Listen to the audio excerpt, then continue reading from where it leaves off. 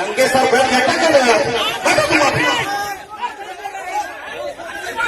क्या कोई मसला? बैठो बैठो बैठो। ये क्या हवाले की बात है? हवाले की बात है ऐसे हवाले की बात है। हवाले है ये हवाले बैठ जाओ बैठ जाओ। नहीं वो गलत है, जो कुछ हुआ वो गलत है, जो कुछ हुआ वो गलत है, जो कुछ हुआ वो गलत है।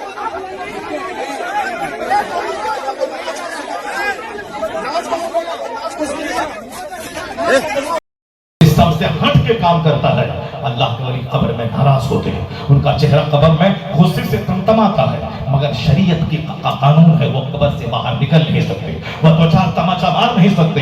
शरीयत का कानून ये नहीं है कि तुम आज बैठो और बाबा के पास आ जाओ, ये बोलो बाबा हमें ईमानदार बना दीजिए, ये कानून नहीं है। कानून क्या है कि तुम खेत में हल चलाओ, उसमें गेहूं का दाना डालो, फिर अल्लाह तबारक व तआला उस एक दाने को सड़ा करके वहां से पौधा निकालेगा, वह पौधा जवान होगा, उसमें 7 बालियां निकलेंगी और हर बाली में 70-70 दाने होंगे, हर बाली में 100-100 दाने होंगे, यानी एक दाना तू डालेगा अल्लाह 700 दाने की सूरत में तुझको अता कर देगा।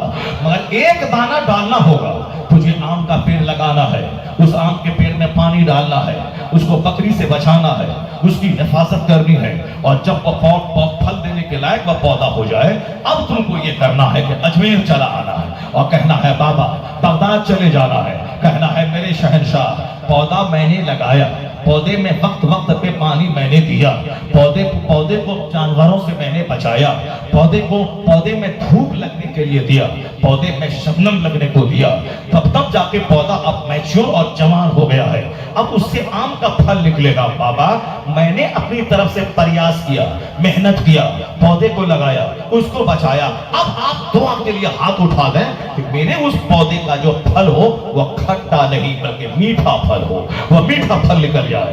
इधर से मेहनत चलेगी, उधर से बाबा के हाथ उठेंगे, तो फिर क्या है, कामयाबी कदम चूकेगी। ये है तावीज का असर, ये है दुआ का असर। ऐसा नहीं होगा कि आम का पेड़ लगा दे और अजमेर आ जाए तो बाबा आप चाहें तो वहां से अखरोट निकल सकता है, आप चाहें वहां से सोना निकल सकता है, सोना निकाल दीजिए, नहीं होगा ऐसा। सिस्टम से दुनिया चलती है, सिस्टम से सारा काम होता है, सिस्टम से हट के कोई काम नहीं होता है। ये जो आदमी लोहान लेके बैठेगा, अगरबत्ती लेके बैठेगा, मजार का तागा और धागा लेके बैठेगा, उसका बेटा मुजाहिद बनेगा, उसका बेटा हरनी का पाल लेकर के दूसरों के पीठ पे मार के 2 टका के लिए हाथ भी लगा देगा, उसका बेटा मुजाहिद वो गरीब नवाज के आस्थाने पे जहां से फैज लेकर बड़े बड़े लोग बेशुमार लोग अरबपति बन गए, करोड़पति बन गए, स्पिरिट लिया, संवेदना लिया, जज्बात लिए, शरीयत का कानून लिया, वहां से हौसला और हिम्मत लिया और वहां से चले और जिंदगी में कामयाबी हासिल की। मगर वहां झाड़ू लगा मारने वाला और सर पे चादर डाल के पैसा लूटने वाला वो लुटेरा ही रह गया, वह चोर ही रह गया, वह भिखारी ही रह गया, वह मांगने वाला रह गया। तुम तो महीने में एक बार अजमेर जाते हो, वह तो 24 घंटे बाबा की कब्र पे रहता है, उसको तो तुमसे ज्यादा अरबपति बनना चाहिए, उसको तुमसे ज्यादा खरबपति बनना चाहिए। तुम्हारा बेटा इंजीनियर बन गया और उसका बेटा झाड़ू मारने वाला मुजाहिद बन गया, तुम्हारा बेटा डॉक्टर बन गया, उसका बेटा भीख मांगने वाला, रजिस्टर लेके बैठने वाला, भाई बाबा के नाम पे दे दो,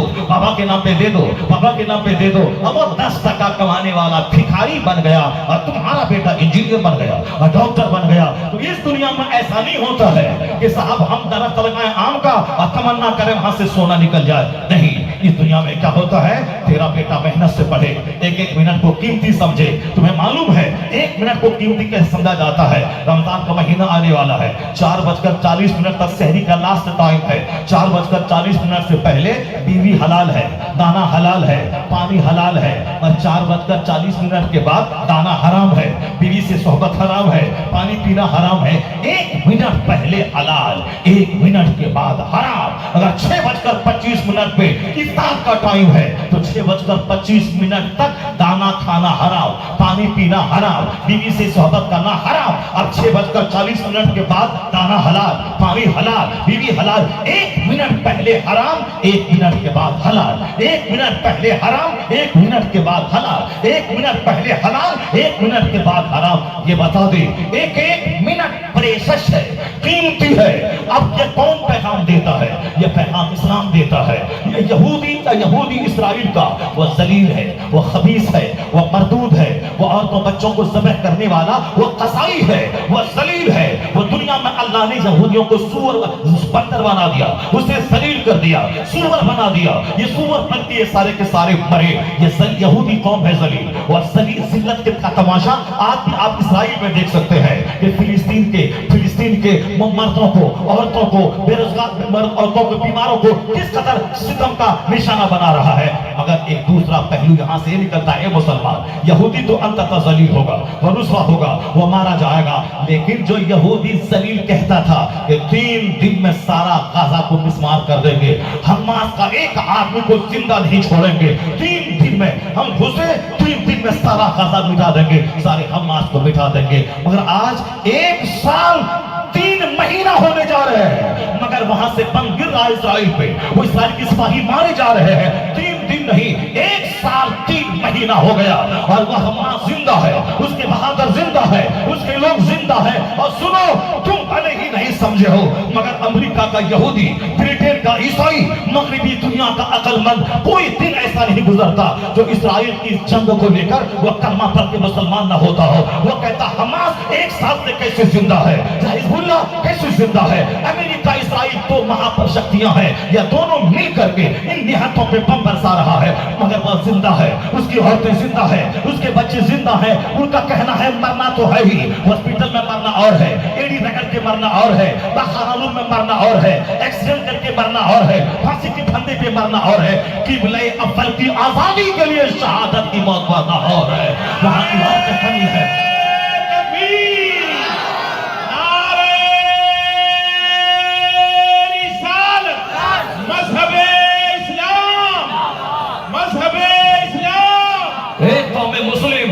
آنکھ بند کر کے زندہ مت رہ، آنکھ کھول کے رہ. کبھی نرفس مت ہونا اسلام خطرے میں آ گیا، کبھی نرفس مت ہونا سنت خطرے میں آ گئی، کبھی احساس کمتری کا شکار مت ہونا کہ ہمارا مستقبل کمزور ہے. نرفس ہو وہ جو کسی بندر کو کہتا ہے خدا ہے، بس ذلیل ہو جائے وہ جو کسی چھشتر کو کہتا ہے خدا ہے، جس کا مستقبل کارک ہے اس کا، جو کسی پودے کو بولے تو خدا ہے، جو کسی گائے کو بولے تو خدا ہے، جو بندر کو بولے تو خدا ہے. جو کائنات کے خالق ایک خدا واحد پہ وشواس کرتا ہو، اسے اللہ ذلیل کرے گا، اسے اللہ رسوا کرے گا. ایسا کبھی ہوگا کہ بندر کا پجاری کامیاب ہو جائے اور خدا کا پجاری ذلیل ہو جائے؟ نہیں ہوگا ایسا. 1400 سال سے ہم یہی دیکھ رہے ہیں، جب جب اسلام کے خلاف دشمنی بڑھی ہے تب تک مصطفیٰ کے غلاموں کی تعداد میں اضافہ ہوتا چلا گیا.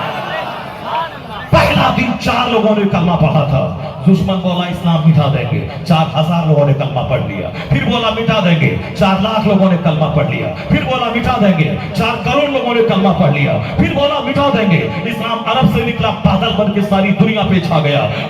4 کروڑ میں مسلمان بدل گیا. پھر بولا 100 سال پہلے مار دیں گے، 7 کروڑ تھے، ابھی 40 کروڑ میں بدل گئے انڈیا میں. پہلے بولا تھا مٹا دیں گے، امریکہ بولا مٹا دیں گے، اسرائیل بولا مٹا دیں گے، فرانس بولا مٹا دیں گے، روس بولا مٹا دیں گے. یہ مگر یہ خود مٹتے جا رہے ہیں اور اسلام ایسا بڑھتا جا رہا ہے. ابھی 200 کروڑ لوگ دنیا میں ہیں جس کے نام کے ساتھ لفظ محمد جڑا ہوا ہے. محمد عبداللہ، محمد صبر، محمد قمر، محمد توصیف. یہ 200 کروڑ محمدی فوج ہے جو مصطفیٰ کی غلامی کا دعویٰ کر رہی ہے. پتہ یہ چلا ایک نام محمد ہے جو بڑھ کر گھٹا نہیں، ورنہ ہر ایک عروج میں پنہا سوال ہے. اسلام ایسا پودا ہے جتنا کاٹا جاتا ہے وہ اتنا ہرا ہوتا ہے. پہلے 1-4 تھا، آج 200 کروڑ کی تعداد میں ہے. اس کے نام کے ساتھ لفظ محمد جڑا ہے. یہ 200 کروڑ محمدی فوج یہ بتا رہی ہے کہ کوئی آندھی اسلام مٹا نہیں پائی. آندھی چھٹ گئی، اسلام مسکراتا رہا،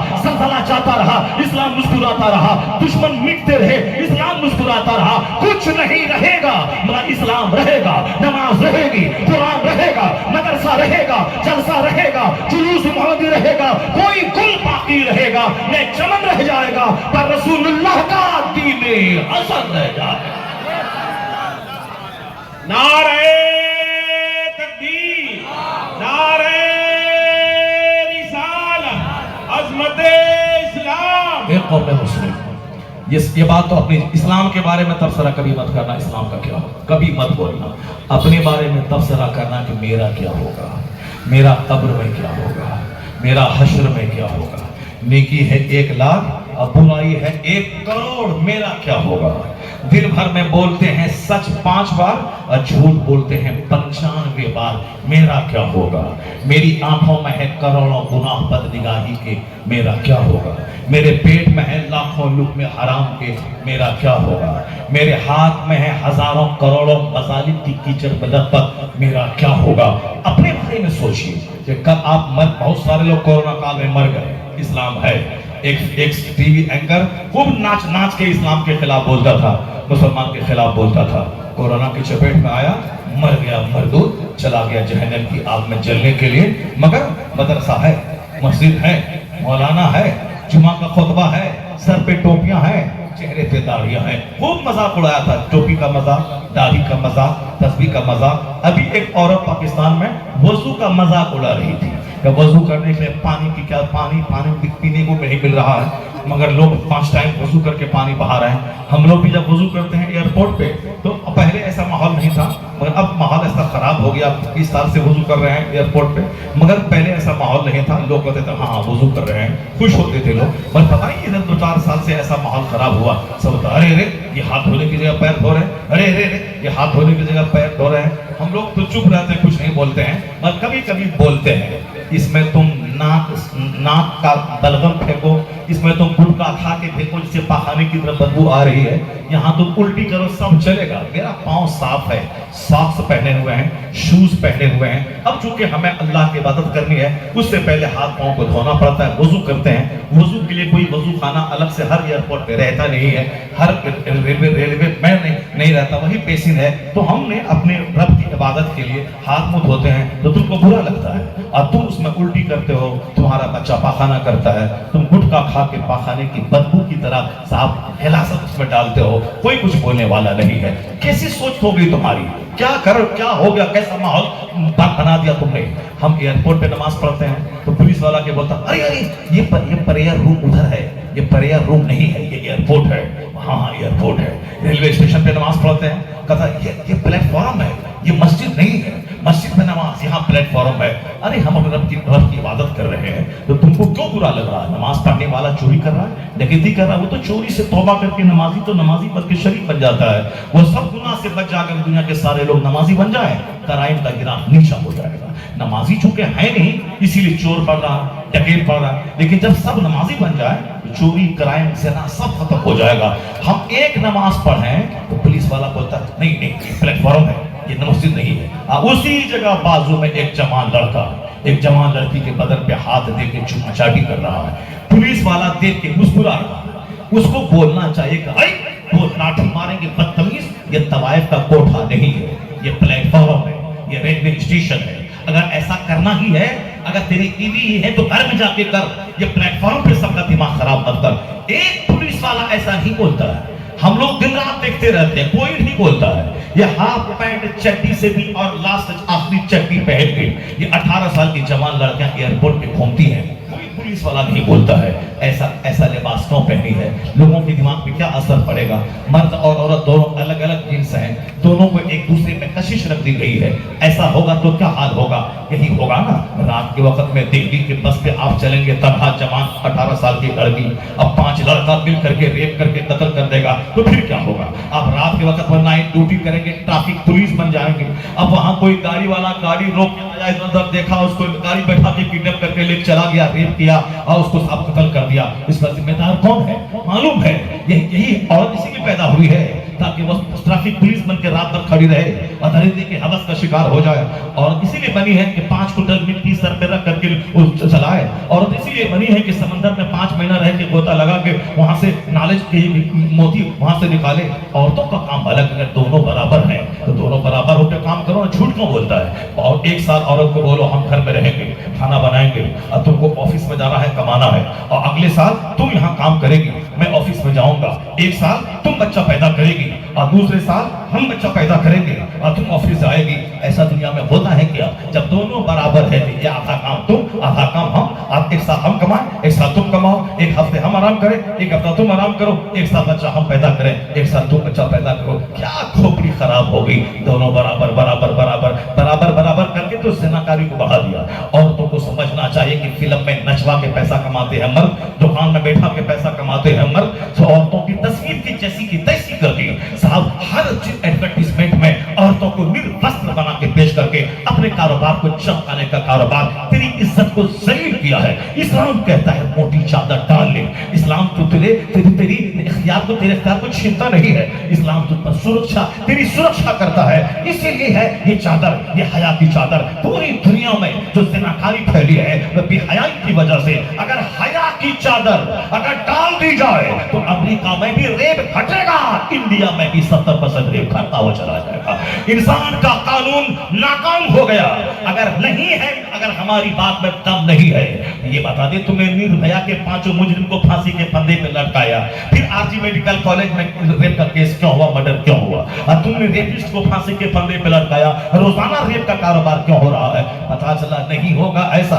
کوچنگ سینٹر پر 18 سال کا لڑکا 18 سال کا لڑکی ایک ٹیبل پر بیٹھ کر انگریزی پڑھیں گے اور کہیں گے نہیں وہ ہندوستان کا قانون بڑا خطرناک ہے, یہ دونوں آپس میں ایک دوسرے کو چھیڑخانی نہیں کریں. ایک ٹیبل پر پڑھنے کے باوجود, یعنی وہ ٹی شرٹ پہن کے آئے, وہ جینس پہن کے آئے, پھٹا ہوا جینس پہن کے آئے, نروستر ہو کے آئے, اور پھر بھی مرد آنکھ اٹھا کے نہ دیکھے تو وہ مرد تو میڈیکلی مردہ ہے, وہ ہجرا نامرد ہے جس کے اندر کوئی ہلچل نہ پیدا ہو. یہ کس قدر قانون کی خلاف ورزی ہے کہ دونوں کو ایک ٹیبل پر بیٹھایا. اب کہتے ہیں کہ قانون سنویدھان کا خیال رکھیے, پولیس کا خیال رکھیے, کورٹ کا خیال رکھیے, کچہری کا خیال رکھیے. یہی کام امریکہ کہتا ہے میری پولیس ہندوستان کی پولیس سے زیادہ مضبوط ہے, وہاں ہر ایک منٹ میں ریپ ہو رہا ہے. چائنا جاپان کی پولیس انڈیا کی پولیس کے مقابلے میں کہتی ہے ہم مضبوط ہیں, وہاں پولیس کی آنکھوں کے سامنے ریپ ہو رہا ہے. ہندوستان میں ہر شہر میں کورٹ ہے, ہر شہر میں پولیس چوکیاں ہیں, ہر جگہوں پہ پھر بھی ہو رہا ہے ریپ. پتا چلا آرمی سے ریپ نہیں رکے گا, پولیس چوکی سے ریپ نہیں رکے گا, کچہری سے ریپ نہیں رکے گا, پھانسی کے پھندے پہ لٹکانے سے ریپ نہیں رکے گا. ریپ کیسے رکے گا؟ اللہ کا ڈر دل میں ڈال دیا جائے, لوگوں کو نمازی بنا دیا جائے, آخرت کے حساب و کتاب کا ڈر دل ڈال دیا جائے. اگر دماغ میں رنگ بجے کہ کوئی دیکھے نہ دیکھے اللہ دیکھ رہا ہے, فرشتے دیکھ رہے ہیں, اور کاندھے پہ فرشتے لکھ رہے ہیں, تو ایک خیال یہ ڈال دے کہ اللہ حق ہے, فرشتے کاندھے پہ ہر بھلی برا نیکی بدی کو لکھ رہے ہیں, یہ حق ہے. یہ اللہ کا ڈر ڈال دے, قیامت کے دن حساب و کتاب کے لیے کھڑے ہونے کا ڈر ڈال دے, اور عورتوں پہ موٹی چادر ڈال دے. وہ کالی کلوٹی بھوتنی رہے تو بھی اس کا عیب چھپا رہے گا, وہ حور جیسی خوبصورت رہے تو بھی اس کا حسن چھپا رہے گا. یہ آنکھیں دکھتی ہے تب آگے ہاتھ بڑھتا ہے, ہم موٹی چادر ڈال دیں اس کا عیب بھی چھپا ہے, اس کا حسن بھی چھپا ہے, خوبصورتی بھی چھپی ہے. ایک قانون محمدی ہے حیا کا قانون, جس دن نافذ ہو جائے ریپ گھٹے گا, عزت و عافیت میں اضافہ ہوتا چلا جائے گا.